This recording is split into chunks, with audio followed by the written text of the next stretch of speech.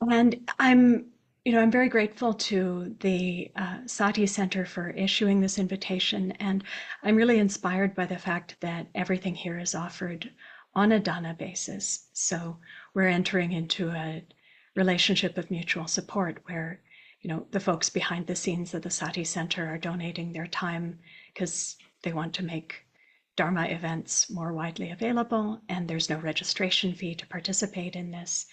And you get a chance to support the Sati Center and my continued teaching if that's something that feels meaningful to you. We're entering into a microcosm of the mutually supportive relationships that have always sustained the teaching of the Dharma. One of the things that I like best about sitting in the teacher's seat in Dharma settings is getting to respond to people's questions. And so I'd really like to invite you to use the chat function to bring up questions whenever they arise. I may not respond to them immediately, but so I may weave it into what I say later on. And we'll have some dedicated time for questions towards the end when you can come off mute and speak into the group. But please do go ahead and send questions via chat if that feels meaningful for you. Oftentimes, so coming to a class like this, reasons that people might have shown up include things like just wanting the sense of connecting with other practitioners, even in this remote format. It's actually kind of a thrill to know that there's potentially people from all around the world joining together. There's something about that feels supportive. Sometimes people are just interested in sustaining their practice more broadly. Sometimes people are curious about the topic, wanting to learn about the Brahmaviharas or about Buddhism more broadly. And this is a time of year when people are looking to reinvigorate their meditation practice. So a structure like this can help to do that.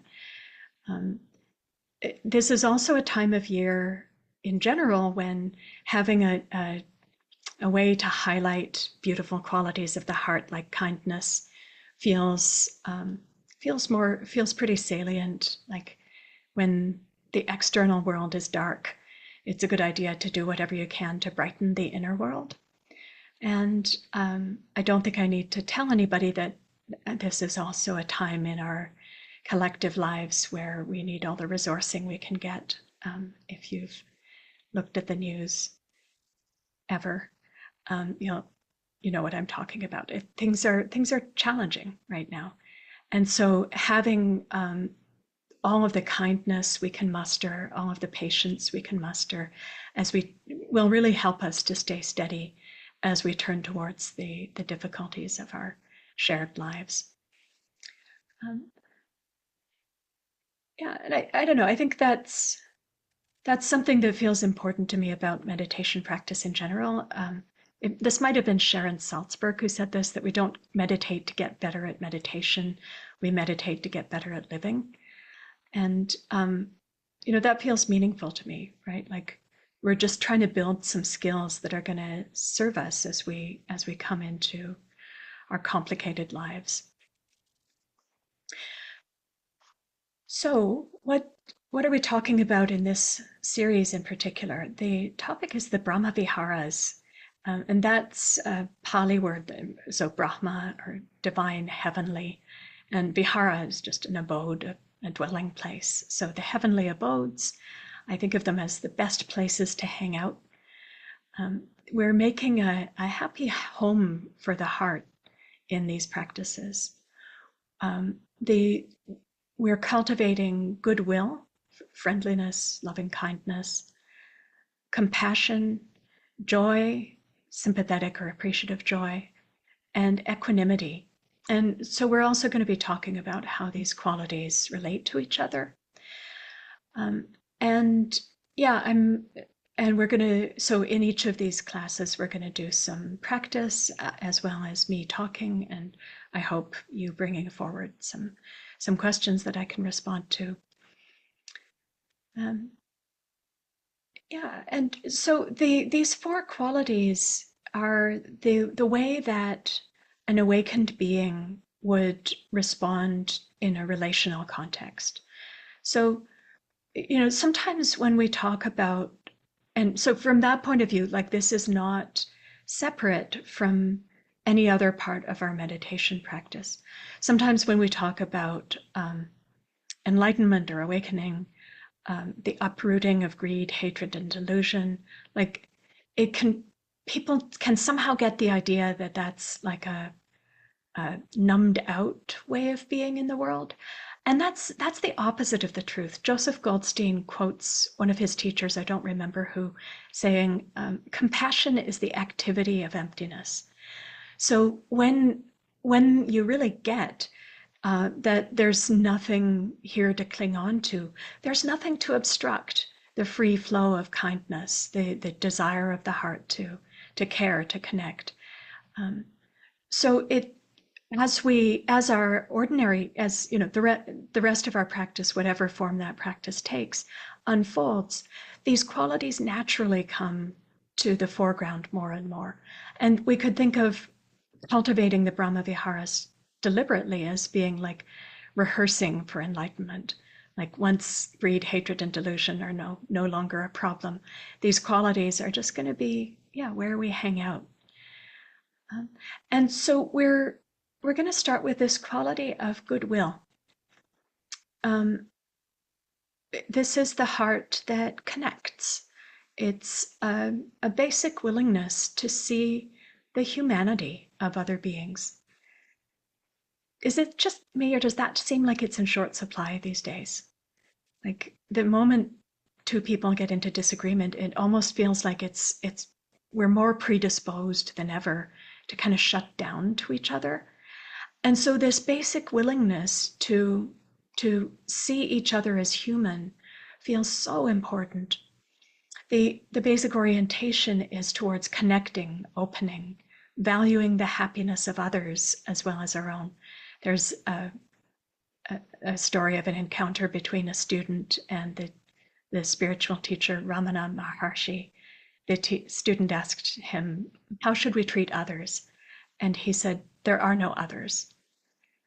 And that's the basic understanding that metta holds, that, even though, we keep on talking about self and other from so that our communications can be clear, there's no distinction made between the well-being of oneself and the well-being of others. And so the way that the Buddha often described positive qualities or positive states was in terms of the negation of negative qualities. So goodwill is not ill will. And, that might seem kind of obvious on the face of it, but if you really think about it, there's actually a lot there. What he's saying is once we've weeded bhavana, which the Buddha often used to mean meditation or cultivating the mind, literally just means cultivation in general, so cultivating crops. So if you've weeded the garden of your mind of the weeds of hostility or aggression or even coldness or disconnection, whatever grows then is probably something to do with goodwill. So it could just be peaceful coexistence. It could be friendliness. It could be warmth, tenderness, love. But that whole range of non-ill will. So apathy is a kind of ill will. There's a bit of turning away there. So once we've set aside all of that range from apathy through aggression, this whole other range from just tranquilly abiding together to friendliness, love, tenderness. That whole range is what we're describing when we say goodwill. It's helpful to understand. So goodwill is not ill will. It's also not sentimentality or wishful thinking. Like, I think we've all had experiences where, we got overly optimistic about somebody, like, oh, he did that one hurtful thing, but I'm sure he didn't mean it. He probably won't do it again. Well, maybe, maybe not. Goodwill doesn't mean turning off our judgment, our discernment about what kinds of behaviors are likely to come. Goodwill doesn't mean turning off our judgment, our discernment about what kinds of behaviors are likely to come from the people we're interacting with. It doesn't mean exposing ourselves to harm. It's also not attachment. There's a difference between may you be well and I can't stand it if you're not well. And the quality that keeps goodwill from lapsing into attachment is equanimity. And that's what we're going to be talking about later on in this course. So the heart that is aligned with goodwill has goodwill for oneself and for others. And so caring for oneself means having appropriate boundaries, and caring for others means the door is open for compassion to arise at the right time. But this basic attitude of goodwill is not really all that different, qualitatively speaking, from mindfulness. If you think about what the friendships that are most important to you, maybe this is the case for you. It's certainly the case for me that, the people whose friendships I value the most are the ones who bring a quality of deep listening to our interactions. They ask, how are you? In a way that lets me know that they'll still be listening when I'm done telling them. That's a really precious gift, isn't it? To be received like that. And that's what we're cultivating in our mindfulness practice. We're cultivating becoming able to show up for ourselves, whether what's happening is pleasant or unpleasant or not very interesting. And so there's a kindness implicit in a mindfulness practice, just because there's that quality of interest. There's that receptivity to the present moment's experience. And so, sometimes people can get to thinking that mindfulness practice is very distinct from the cultivation of metta. And it doesn't have to be that way. I think it's Ajahn Brahmavamsa, the Thai forest monastic in Australia, who likes to use the word kindfulness to translate sati. So emphasizing that attention is a form of love, right? Because I think if we lose sight of that, there is the potential for our mindfulness practice to start to feel maybe more analytical. And that's not so useful. It's most useful to have this sense of, heartfulness, perhaps, as well as mindfulness, just bringing a caring attention to this moment. And so in that way, our practice of metta can support that natural warmth of our mindfulness practice. We're in this practice, we're just making more explicit the way in which all of our meditation practices are, in a sense, befriending our own experience. So how does goodwill arise? You can't turn it on like a light switch. If you figure out how to do that, let me know, because that would be awesome. But what we can do is influence the conditions that lead to its arising. We can set the intention for goodwill as long as mindfulness and wisdom are present. And it's said that the proximate cause of goodwill is seeing the goodness in someone. And there's always goodness, or at least the potential for goodness, in even the most harmful person. So there's always grounds for goodwill. And when we turn our attention towards what's good about someone, it makes it easier for goodwill to arise on its own. that act of turning the attention towards the good also helps to counteract ill will, the hindrance of ill will, which can kind of give us tunnel vision around what's problematic, what's threatening, what's unlovely. Once there's a bit of ill will, whether that's hostility or fear in the mind, it's as if it's self-reinforcing. We start to become only able to see what's unappealing or problematic or threatening. And so deliberately asking ourselves what else is true and broadening the scope to include what's good, that opens up the possibility for goodwill arising. And in the traditional way of cultivating metta that has been elaborated in the commentarial tradition in Burma, one starts with oneself.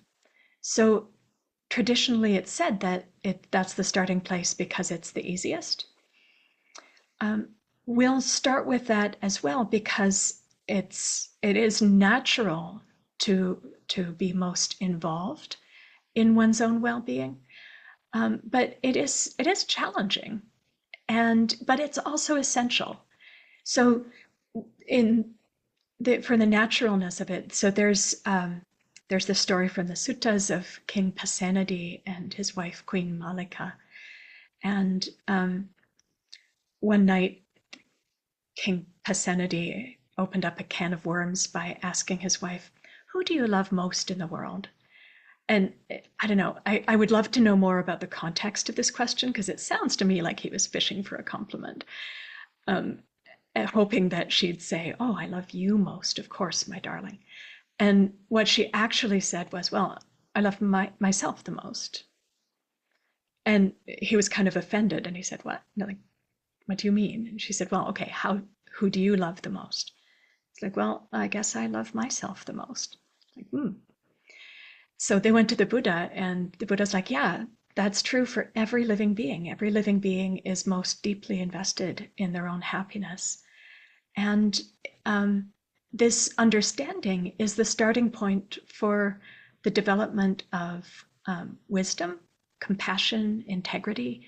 So, from a practical point of view, if you bring, the union of wisdom and integrity, if you're looking for happiness and every other being is also looking for happiness, it just makes sense to look for a kind of happiness that doesn't put other people's happiness at risk. Because, if your happiness depends on their unhappiness, they'll be trying to undercut your happiness, right? Obviously, because they care about their happiness. And so seeing other people as people with a desire for happiness that's just as poignant as yours automatically tends to steer us towards making decisions that are based in kindness, that are based in integrity. Once we understand this is how to find a durable happiness, kind of nothing else makes sense, right? A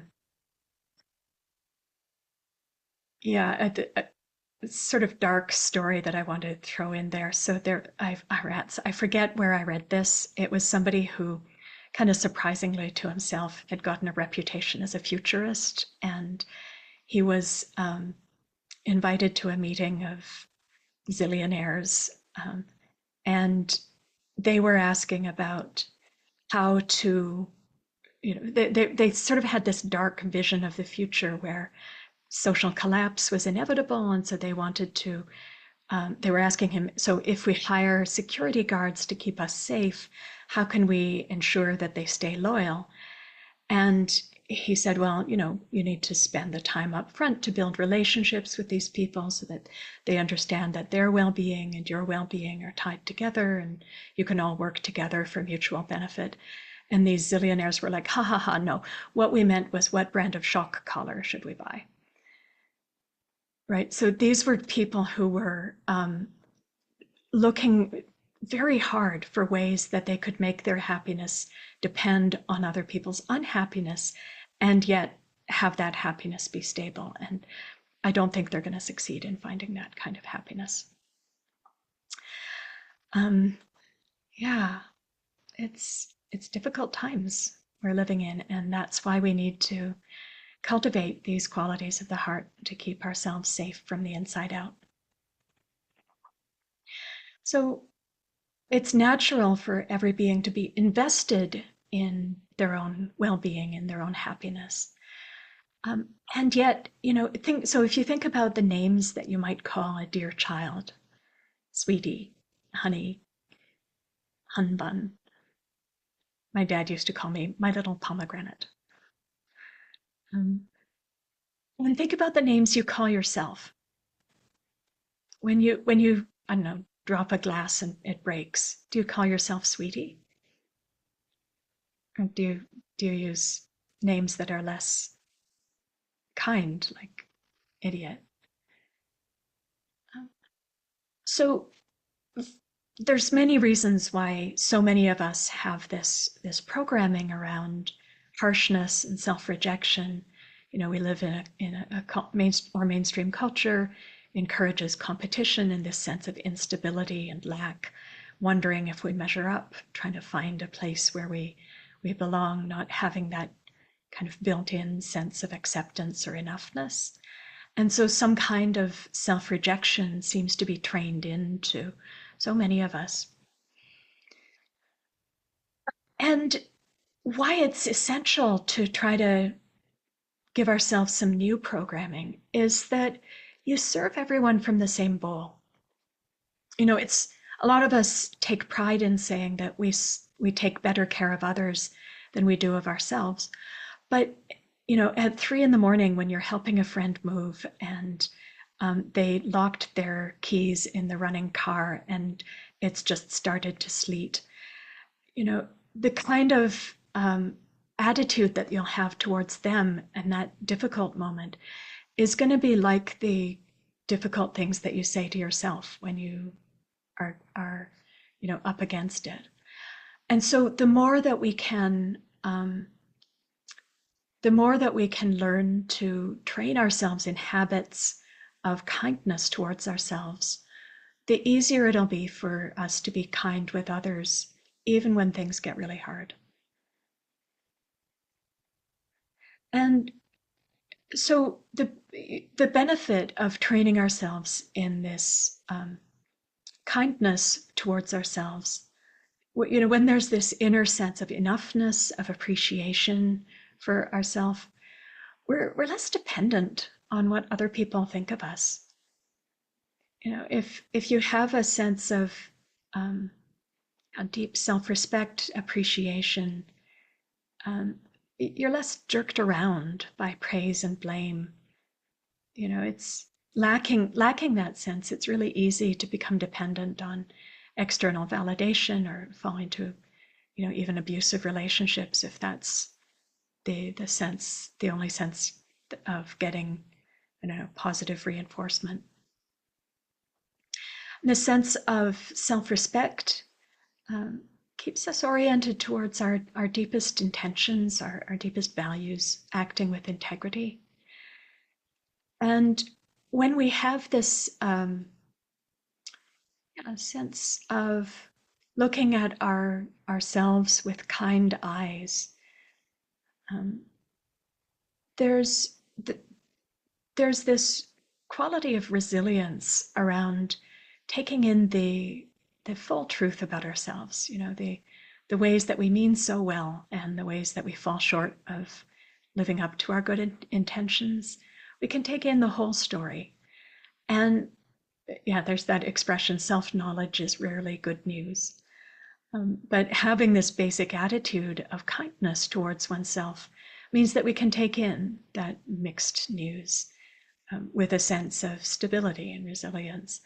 And as we learn more about the kinds of shenanigans that our minds get up to, we're much better able to understand other people, because we see the movement of our mind towards impatience and aggression. It's a lot easier for us to understand where other people who act harmfully are coming from. So How do we go about cultivating metta towards ourselves? One way that's very traditional and very worth doing is bringing to mind helpful things that you've done, uh, recollecting one's sila.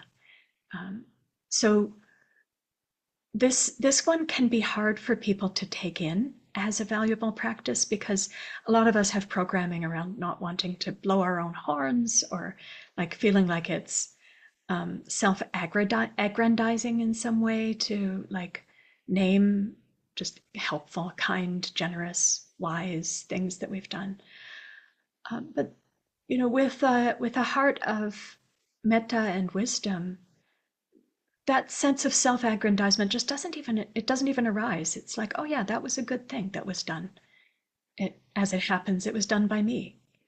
Like it's not there's not any big sense of appropriating what was done.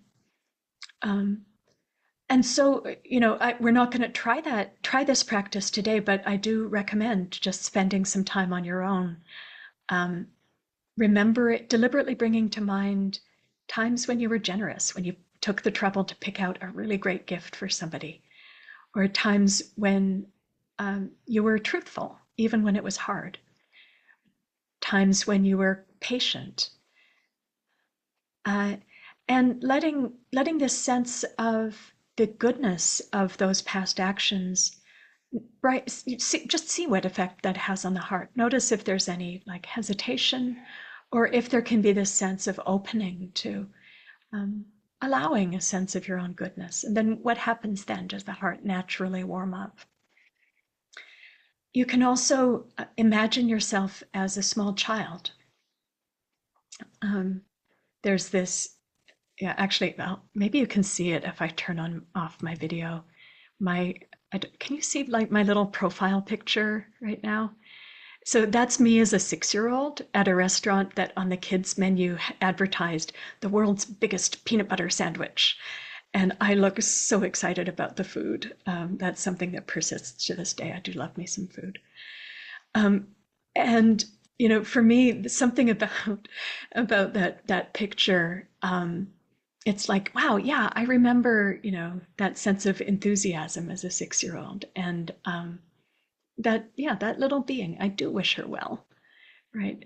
So maybe there's some image of yourself as a young one, maybe as an infant. One of my friends likes to do metta as a walking meditation practice, imagining holding her infant self. So she's both the holder and the one being held. Isn't that a beautiful image? So just sort of walking back and forth in the formal walking practice with that sense of holding herself tenderly. The way that I'd like to share today as a way of touching into metta for oneself involves receiving metta from traditionally the word is benefactor. So what this kind of being is perhaps somebody from your life who you had a really easy, straightforward relationship with, and it's easy to imagine them loving you in a no strings attached way. My benefactor is my childhood piano teacher. She, even if I didn't practice, there were usually cookies for me. She'd call me a turkey, but then there'd still be cookies. And just this straightforwardness and reliability of her presence, of her caring. It really warms my heart to bring her image to mind. So maybe there's somebody like that in your life. Grandparents are usually more likely to be in that category than parents. Parent-child relationships are complicated. I don't know if you've noticed this. So somebody from your life, it could be somebody who you've never met who inspires you. Sometimes I use Dipa Ma, the great meditation teacher, as my benefactor. It could be an archetypal being or a mythical being like Kuan Yin or Tara, who kind of represents the quality of boundlessness in the heart. It could be a good dog. There's that expression, may I be the person my dog thinks I am. right? Like if you've ever cared for a dog, you know how they look at you. They're like, this is the dispenser of treats. This being is wonderful. So to see yourself from the dog's eyes can really open something up in the heart. And if none of those feel like a fit for you, you could also just try a place in nature that makes you feel safe. When I think about, feeling safe and held in nature, the image that comes to mind is of a big old cedar tree that I could just lean up against. This is not a real place that I'm imagining. It's just sort of a sense of that solidity and support. And so what we're going to do is we're going to imagine this being or this place. I'm going to give instructions as if it were a being. So if you're using a place, you'll have to get a little bit creative. And we're going to imagine ourselves receiving love, basically, from this being. And then imagining the heart getting so filled up that way that it's easy to join in this process of caring for oneself. Um, yeah. So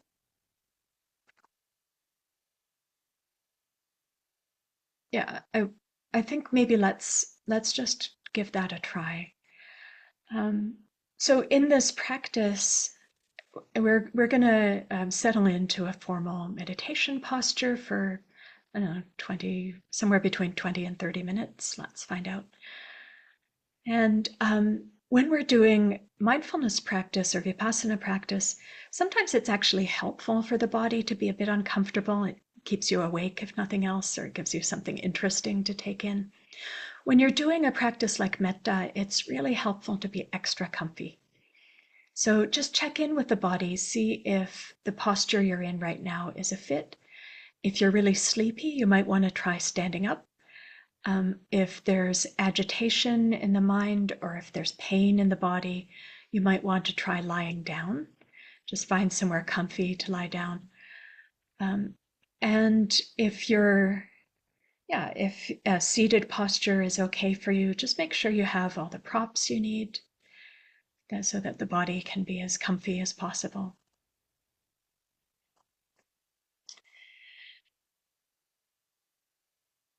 Finding that balance of uprightness and relaxation, alertness and ease.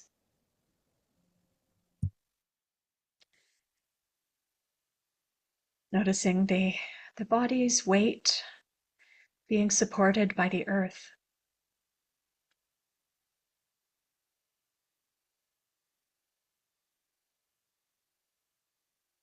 Gravity is the earth's way of letting you know it's glad that you're here.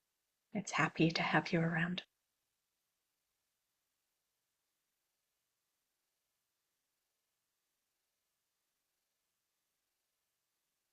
Even before we've started, the earth is already offering us support, steadiness.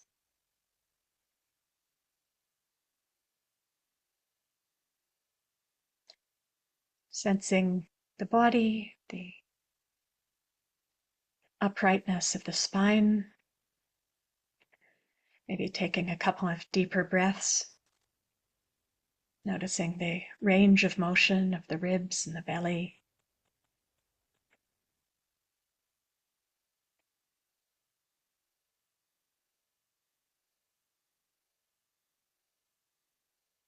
And letting the breath be natural, letting it breathe itself.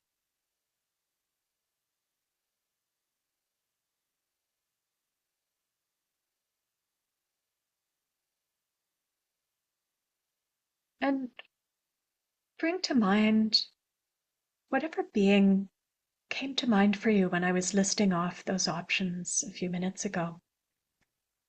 Some individual from your life who you have an easy relationship with, someone who inspires you, archetypal being, good dog, or sensing yourself in a place in nature where you can feel supported. So if you've chosen a being, imagine them in front of you, smiling at you. And notice what that brings up in the heart. Maybe there's a sense of tenderness or connection.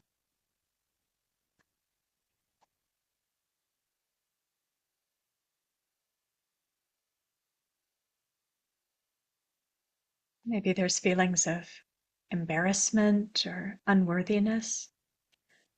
And just let those be there, kind of off to the side. And keep on connecting with this. Maybe it's a visual image, or maybe it's a felt sense of this loving being.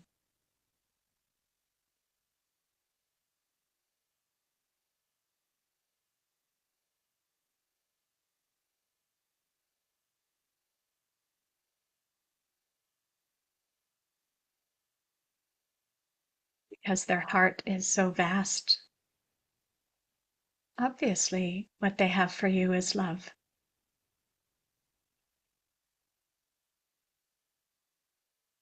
And you can imagine them just kind of beaming it at you like rays of light. And your job right now is just to bask in it like a kitten in a sunbeam. They're wishing you well in your body and heart and mind.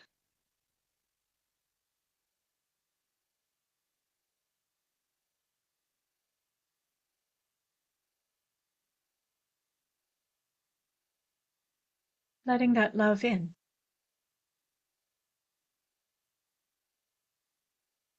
There's no strings attached, nothing you need to do to earn it.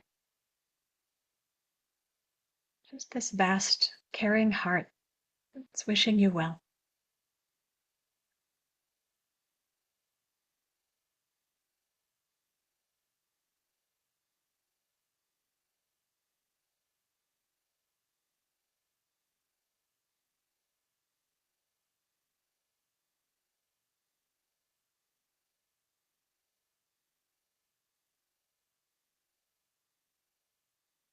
And perhaps this is a wordless sense of caring that they're offering you, or perhaps there's some phrases attached.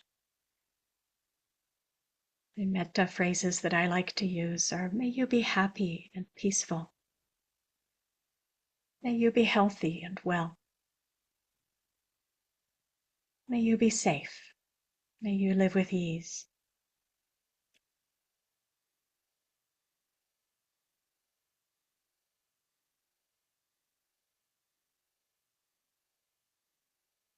So I'm imagining my dear person sending those phrases to me while she's sitting in front of me, smiling. And as I say that right now, I'm kind of sensing it as just a warm radiance descending over me. I'm smiling because it feels really good.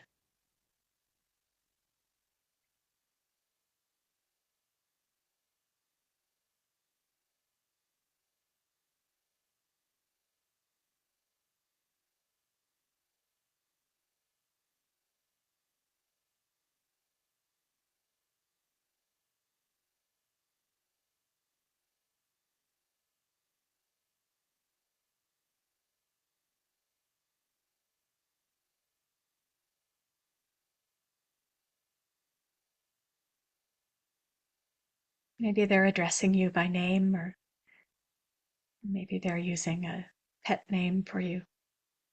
My dear, may you be happy and peaceful. May you be healthy and well. May you be safe. May you live with ease.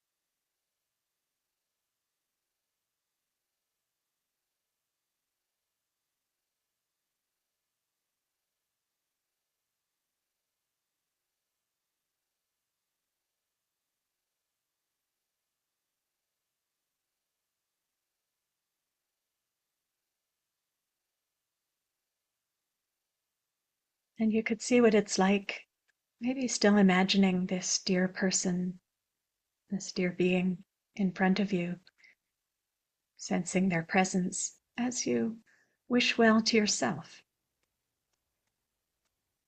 May I be happy and peaceful. May I be healthy and well. May I be safe. May I live with ease.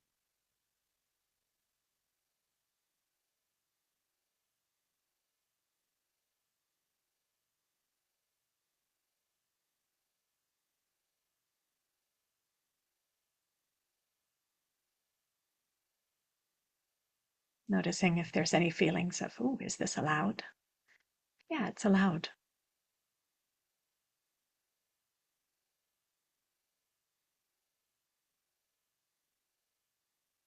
It's a good thing to align the heart completely with its genuine caring for your well-being.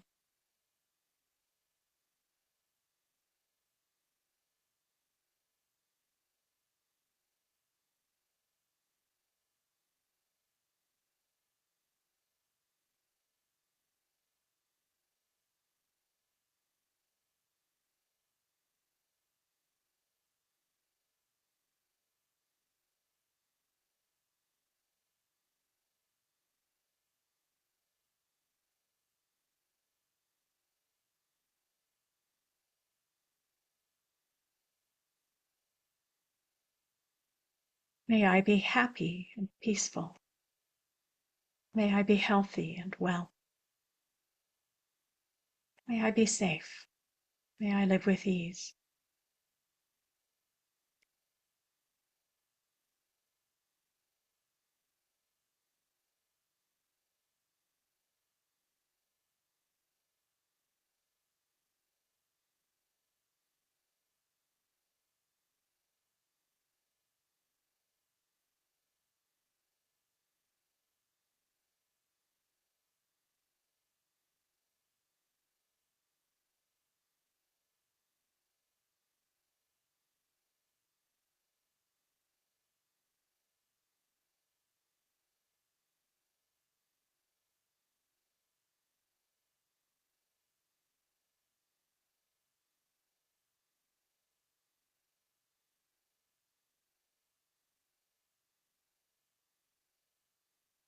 Then seeing what it's like to send this goodwill back to this dear person, this dear being.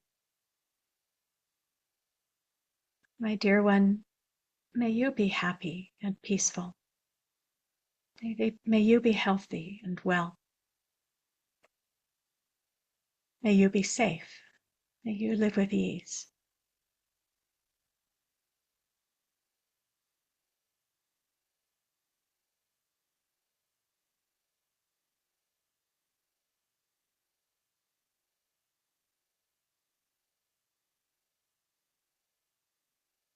Noticing how the heart feels right now.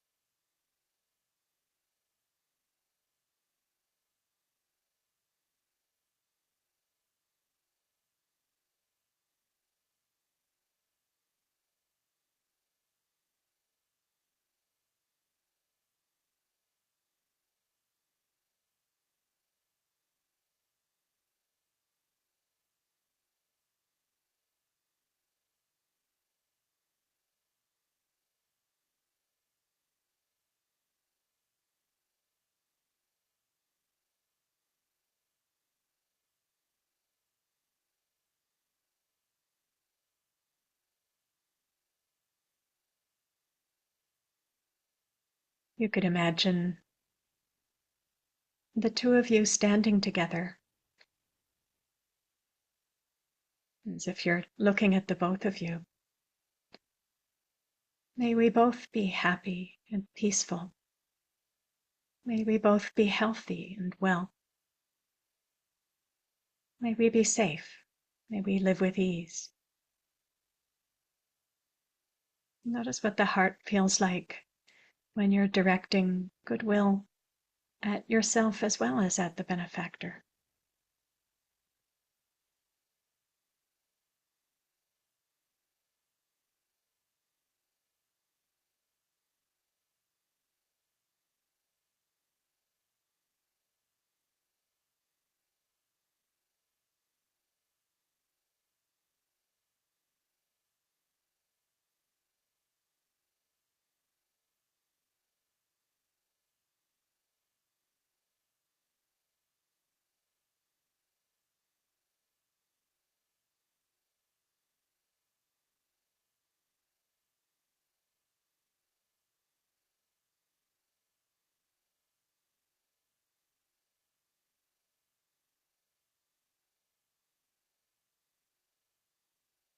Perhaps going back to imagining yourself sitting here and your dear one in front of you, and inviting more people who've cared for you in ways big and small to join that dear one.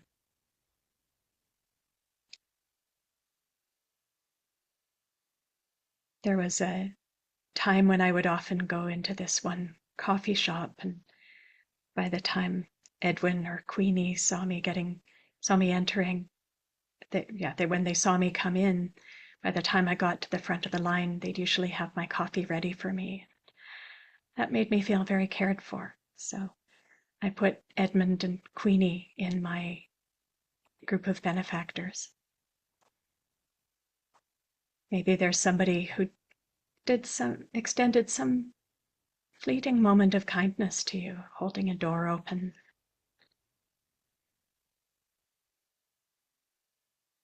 smiling at you in passing. Imagining them joining this circle of well-wishers. You could invite in friends you've maybe had your ups and downs with, but they've offered something beautiful in your life.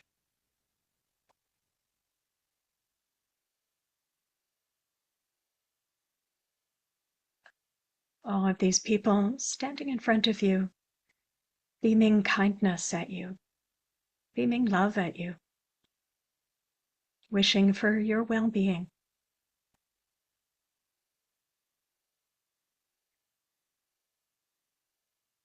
Colleagues who've helped you improve a project, worked with you to find creative solutions.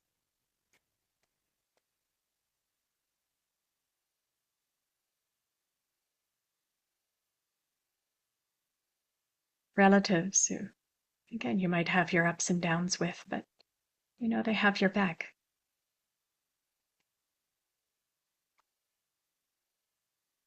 All of these people loving you as best they can.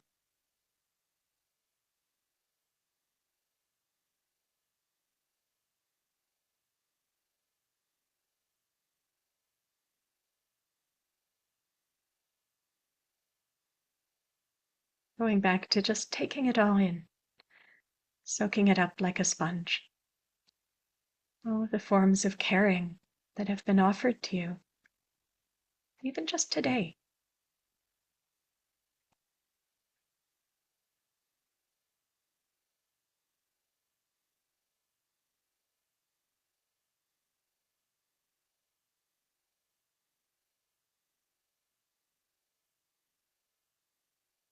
As more people who've cared for you in ways big and small come to mind, just inviting them to join this crowd of well-wishers.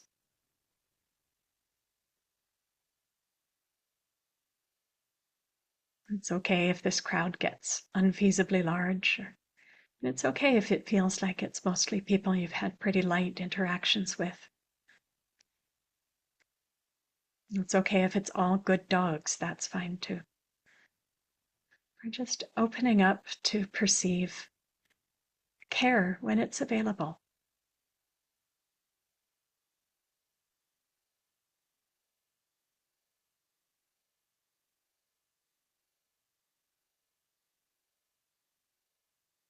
Perhaps it's a whole forest of trees Just exhaling oxygen in your direction.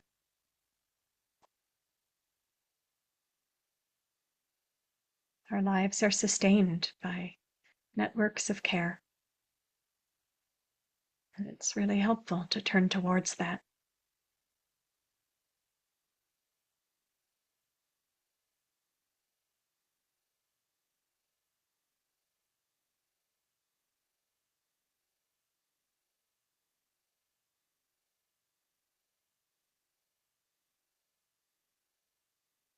This heart that feels well nourished by the natural world, by your close relationships, by the people who've helped you in ways you might not even see. The heart that feels nourished and supported like that has an easy time overflowing into goodwill, broadly based.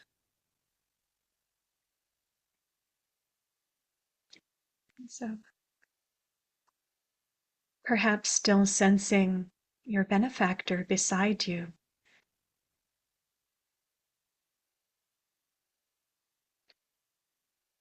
enjoying their presence as you invite the heart to extend goodwill to the people who are on this call right now.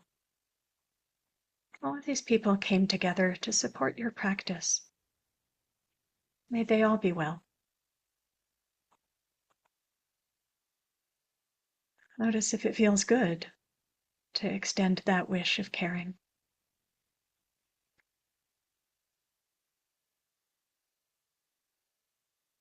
The people watching this video at home, they're supporting you too. May they be well.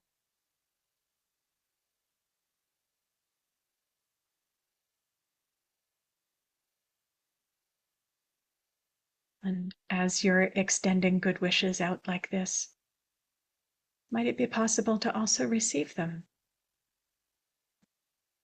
from the other people on this call? Allowing yourself to be cared for, even as you're extending this goodwill.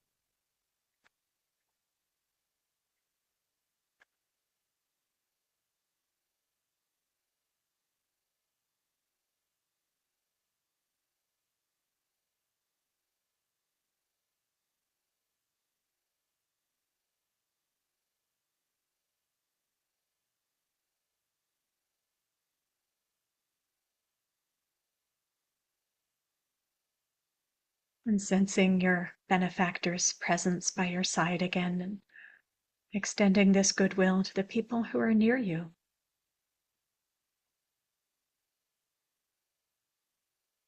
May all the beings in my household be well.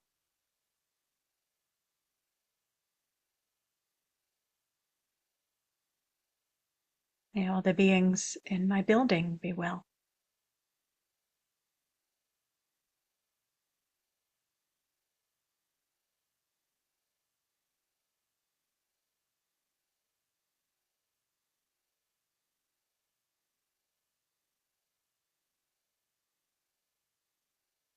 May all the beings in my neighborhood be well.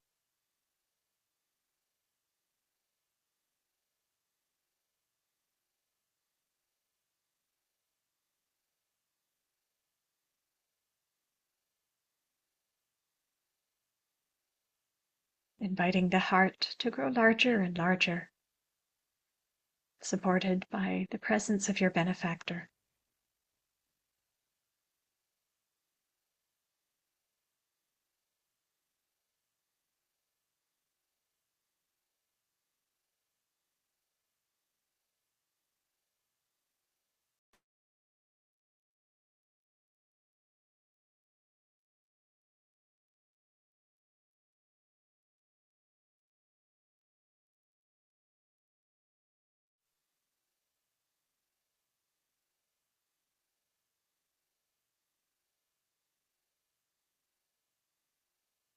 Wishing well to everyone in your city, in your region, in your country.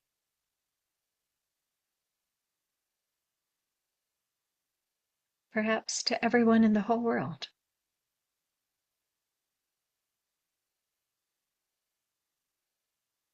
near and far, known and unknown, big and small and medium-sized,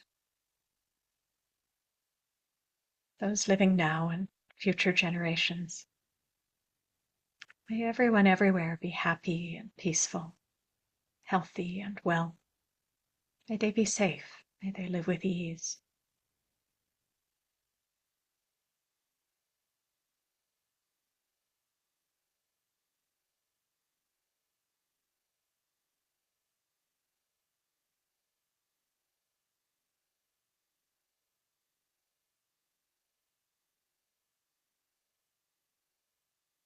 And when you're ready, letting go of this sense of your benefactor near you and coming back into the group together. And thank you for joining me in that practice.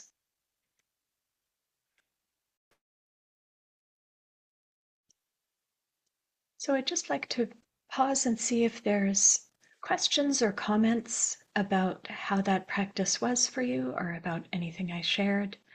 You're welcome to type your question into the chat. And if you're okay with being recorded, you can also just unmute and speak into the group. I think you can unmute.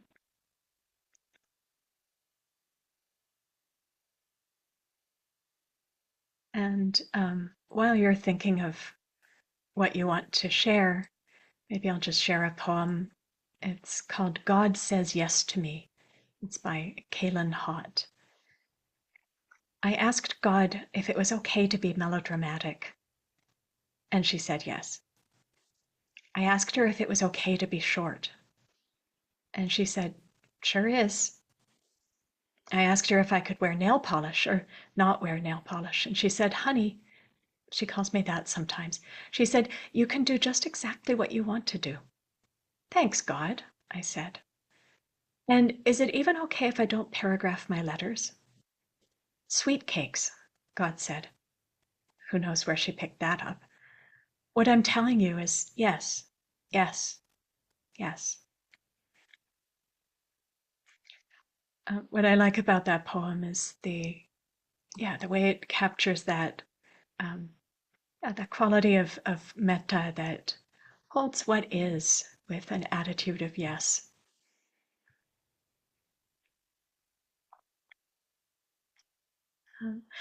A question came in. Can you comment on picking a benefactor who has died? Yeah, so traditionally it's taught to not do that because I guess you're relating to an idealized version of them, something like that. The other thing is if it's somebody in your life who's died, it could be strengthening a sense of attachment or loss. So I think for me, the real test of a particular technique is what effect does it actually have on the heart? So if you pick a benefactor who's died and you notice that, oh wow, this is stirring up a lot of grief, this loss feels more poignant than I thought it did, then that might be something that you want to make space for outside of the formal practice of metta. But for the purpose of inclining the heart to this simple goodwill, maybe try on somebody different. Whereas if you try somebody who's died and you find, yeah, this helps me to feel supported and connected, great, keep doing that.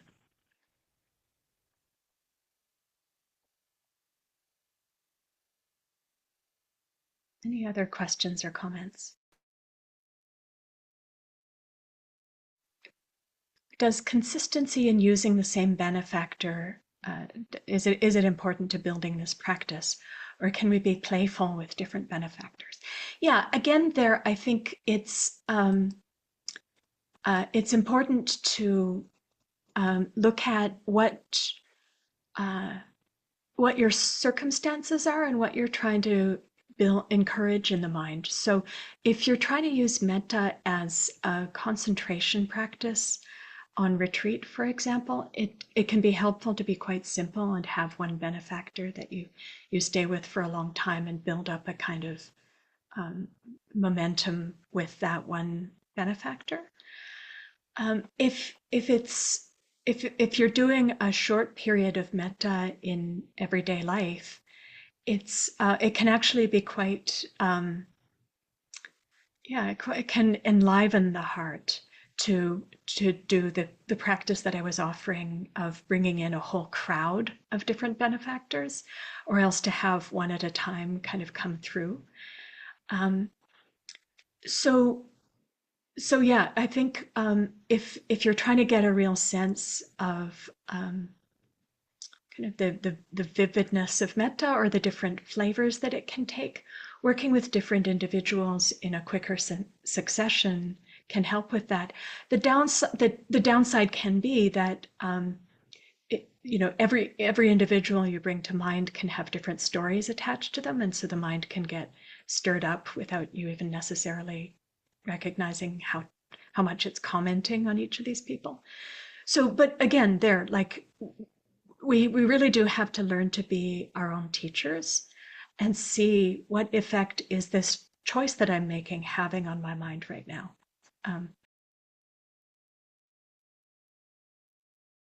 I'm using a single person, and I'm noticing that it's actually feeling kind of dull or saggy. Oh, okay, maybe bringing in multiple people might help to make it more vivid.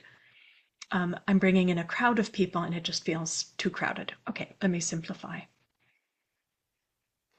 And just to get a clarification, but sometimes it is good to work with one benefactor when you want to build up a momentum or kind of build off of that if it is for more of an extended time kind of thing, because you can get like you couldn't build that relationship with that benefactor and maybe bring in some deeper insight or deeper phenomena from that.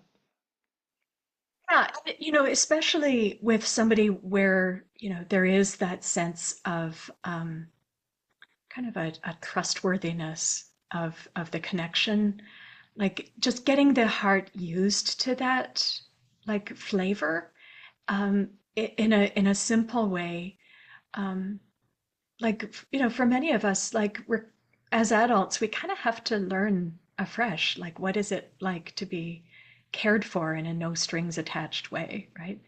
Um, and so having one relationship where it feels like the heart can really relax and expand can be delightful, um, from the point of view of learning what this basic caring feels like. And also it's traditionally what keeping it simple with one benefactor is traditionally what's taught for the purpose of helping to gather the mind and not stir it up with the associations of multiple people. Yeah.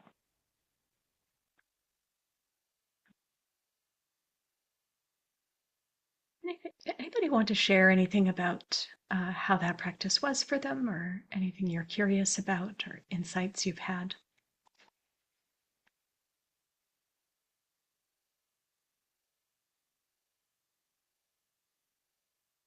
There's um, there's a quote from Aldous Huxley. People often ask me what is the most effective technique for transforming their life. It's a little embarrassing that after years and years of research and experimentation, I have to say that the answer is just be a little kinder.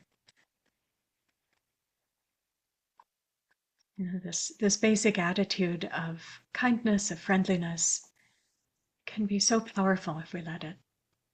Oh, Sarah, go ahead. Um, how important are the phrases?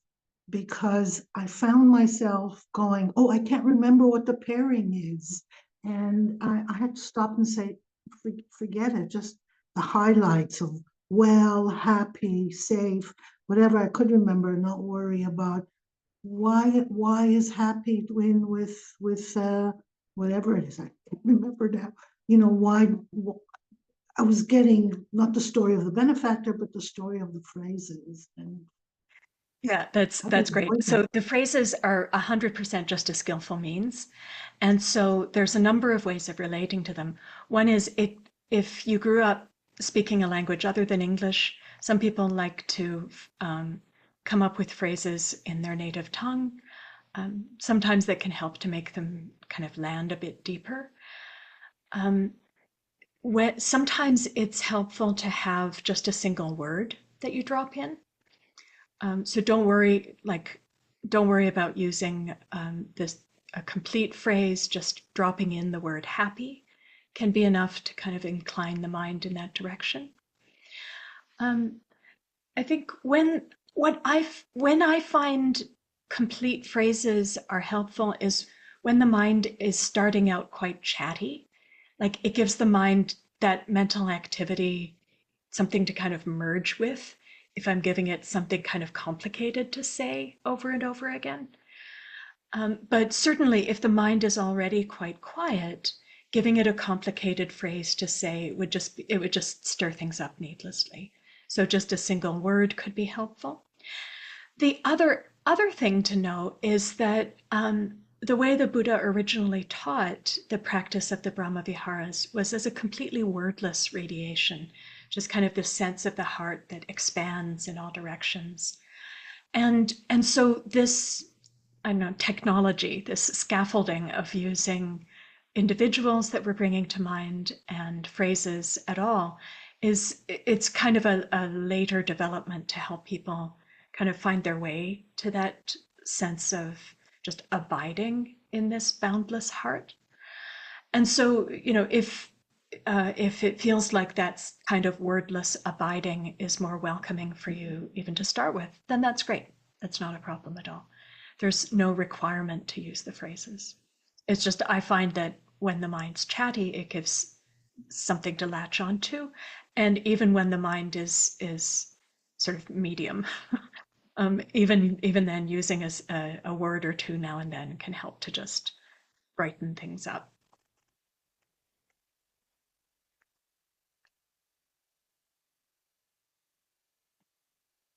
Mm. Yeah, go ahead, Leslie. I often find that when I do metta practice, the metta just starts moving around my body to the areas of my body that are caught up, with various discomforts or difficult emotions. It just spontaneously just moves. What do you have to say about that? It sounds great. So yeah, when whatever form of practice we're doing, sometimes the body gets involved in these interesting ways. So sometimes when we're doing breath meditation, there can be this sense of kind of breath energy moving through the body.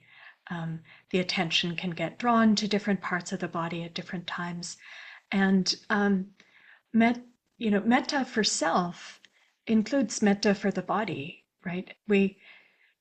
And this is something that's really worth looking at. Maybe I'm not setting homework for anyone this week, but if you were to set yourself some homework, perhaps it could be to look at how you relate to your body throughout just all of the activities of daily living that we take on. Like, could you put on moisturizer as an act of kindness?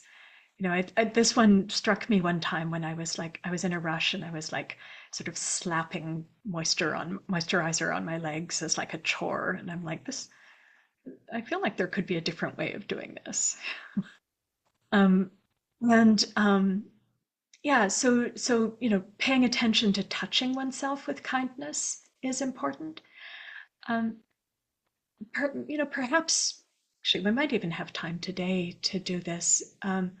There's a practice I like to do where we wish well to each of the parts of the body in turn, um, to just bring some appreciation to, like, the skin is keeping the outside out and the inside in. The pancreas is doing whatever it is that pancreases do, and this amazing system is working as best it can, and that's wonderful.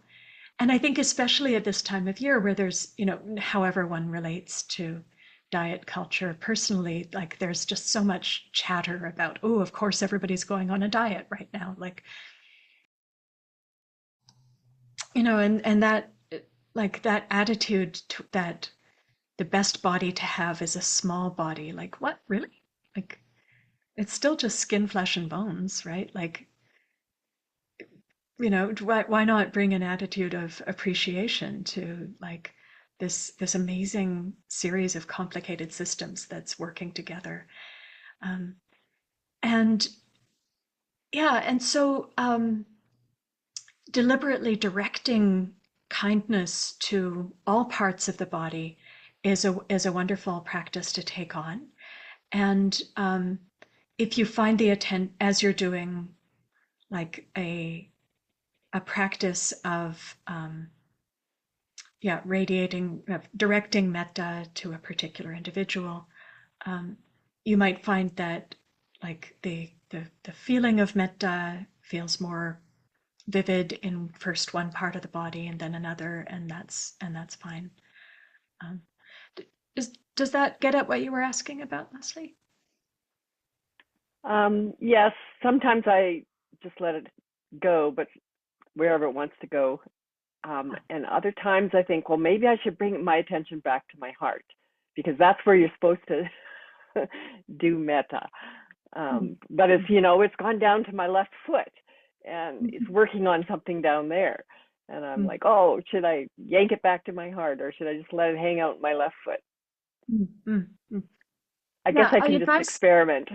Yeah, I mean, that's what my bottom line is going to be, just experiment. And I would also advise against yanking the attention back ever.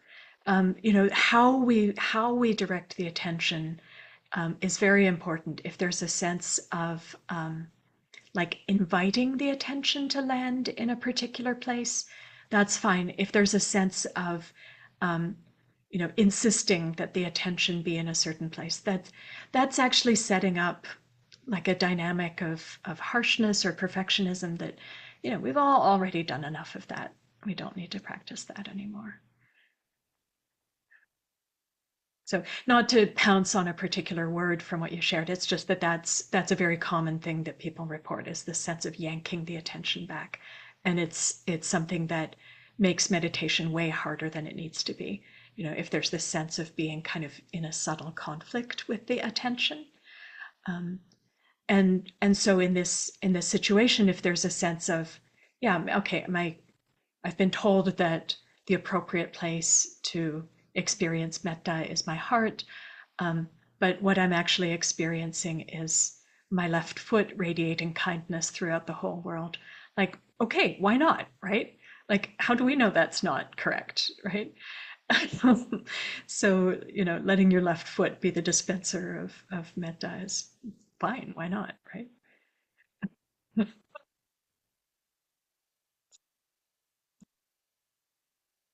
Great, lovely comment from Kawaljit. Thank you. And there's a comment from Quinn about getting stuck on the times I feel like I'd let my benefactor down. How to get past that?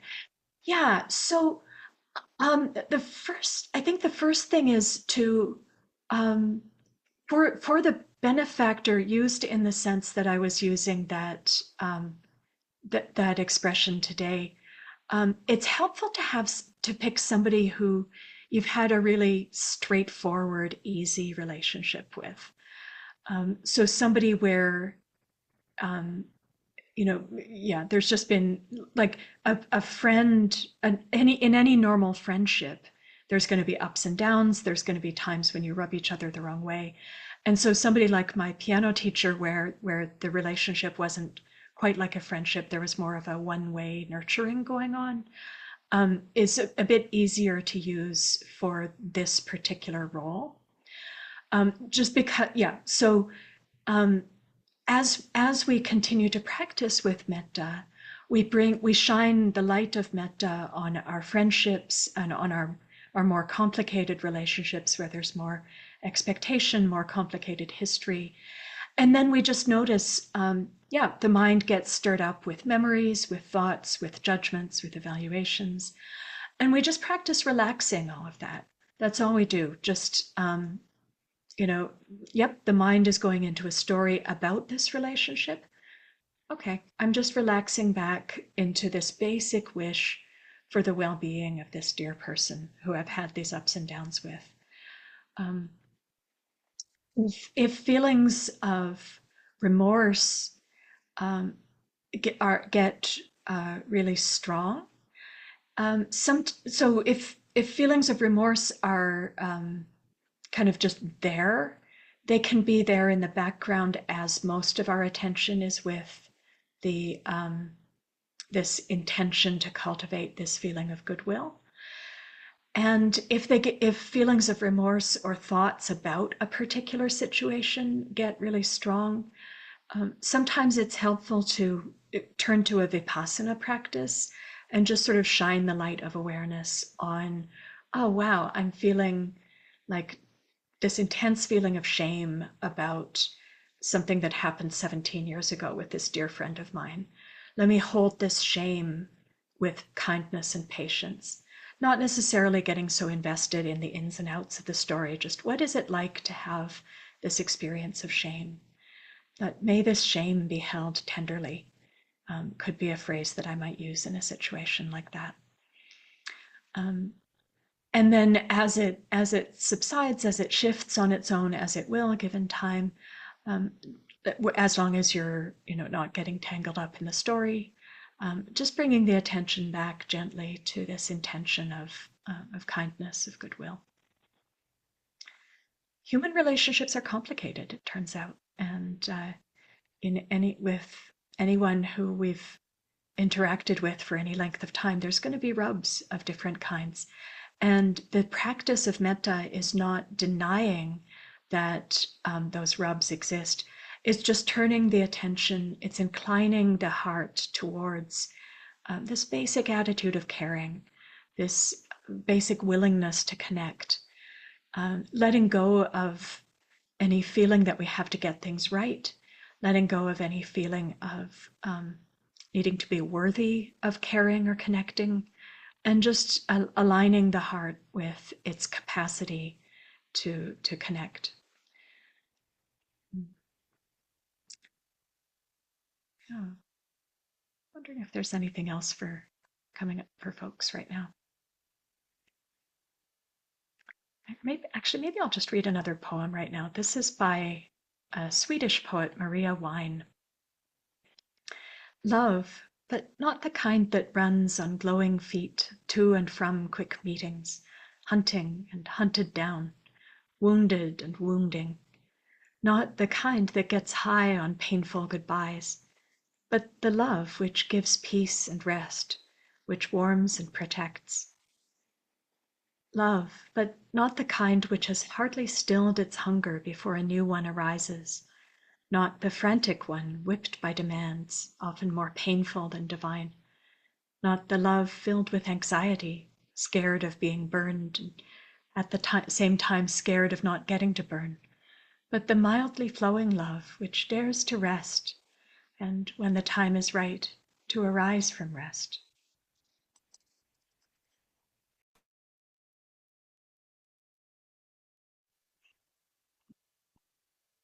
Yeah, so that's kind of unpacking some of what we mean when we say the word love. There can be a lot of different meanings for that word, and when we turn the heart towards metta, what we mean is the kind of love that's just so simple, just such plain, ordinary goodwill.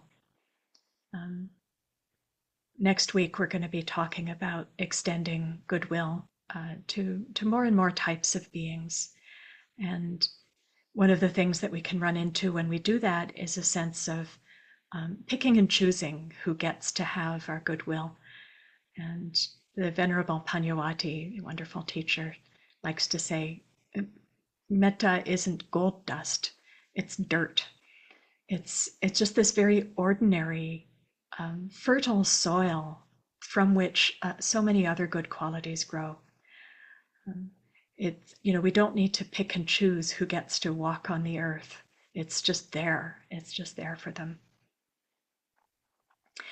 And there was a comment that came in chat about struggling to settle on a benefactor, especially thinking of one from my childhood, which made me feel some tenderness and compassion for my inner child. Yeah, for sure. Some of us have somebody who it's really easy to connect with from our actual historical childhood. Some of us really don't.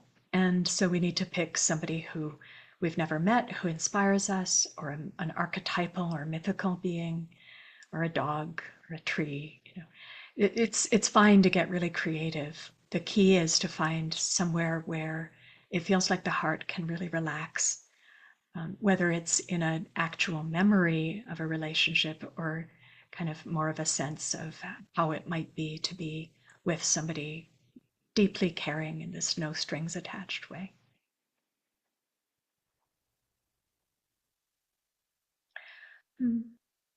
Yeah, so perhaps an inquiry to carry with you this week might be, like I said, just checking in with how you're relating to your body. You know, yeah, are you giving it enough rest? Are you taking it for nice walks? Are you giving it kinds of movement that it enjoys? Are you touching it in kind ways? Are you not hurrying it unduly? And look, perhaps also looking at your self-talk. So are you addressing yourself the way you would address a dear child? Might you try on calling yourself Sweetie Pie this week, or some other pet name that feels like it's possible for you? Buddy, honey, whatever works for you. Yeah, to just notice the tone of voice with which we talk to ourselves, like, oh, honey, we're going to be late for the bus. Is, you know, that's a different little snippet of conversation we might have with ourselves than yeah, something that might have a more punitive tone.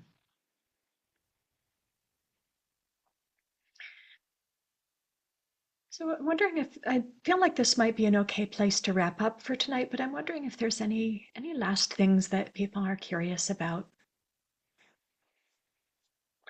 So, like I said, next week we're gonna build on this quality of metta for ourselves. Oh, maybe just one thing I'll mention is this practice of receiving metta from a benefactor is something that the teacher John Makransky spells out in his book Awakening Through Love.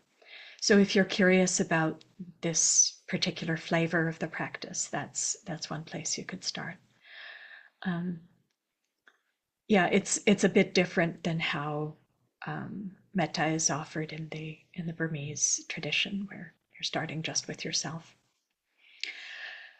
Yeah, so we'll build on this metta for self, extending it to different categories of beings, looking at where some of the challenges and surprising places of ease might be there. And then in subsequent weeks, we'll bring compassion and joy and equanimity forward as well. So one thing I like to do as we wrap up sessions is dedicate the merit of our practice. So may any benefits that come from our time here together be shared with all beings everywhere. No restrictions, no exceptions, no strings attached. May all beings benefit from this practice. May all beings be truly free. Thank you for your practice. If you want to unmute and say goodbye to the group, that would be fun. Good Thank night, you. Have a everyone. great night. Good night.